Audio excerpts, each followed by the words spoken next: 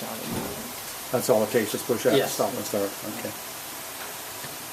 Well, let's back up here so we can see the control panel completely.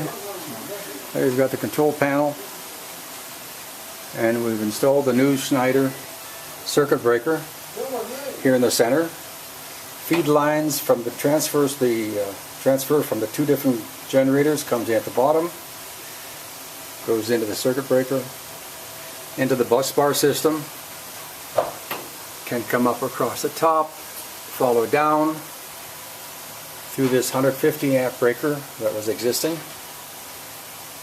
and that goes out then to the double throw switch that feeds the transformer, which would go over to Charbelair.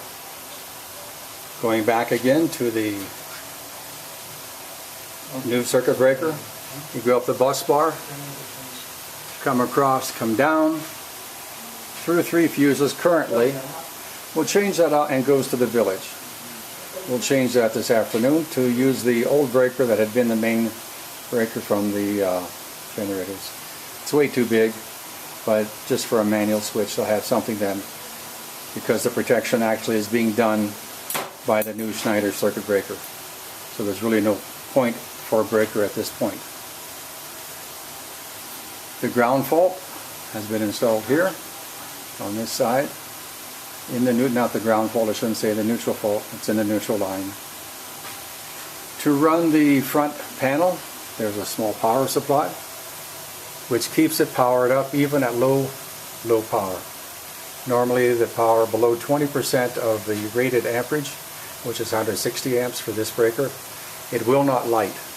The breaker still works, can still work without that. But with this, then we have, this is the back side of the display, which is mounted on the outside. I'm going to go to Peshko.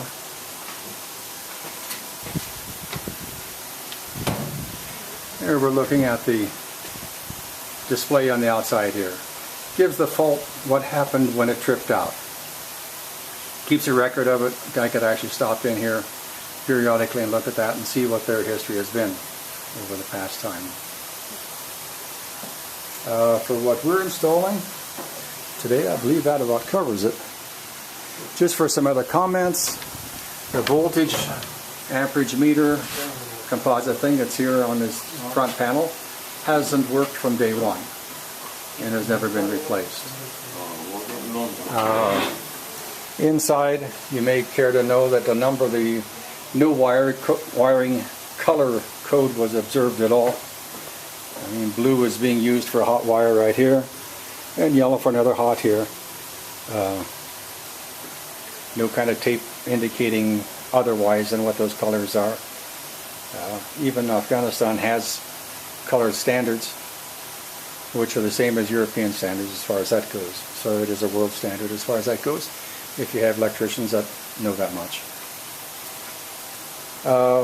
Another comment, where we feed into the transfer switch going out to the transformer, there's no effort made to restrain, restrict, or keep the wires out of the road. That is hanging there.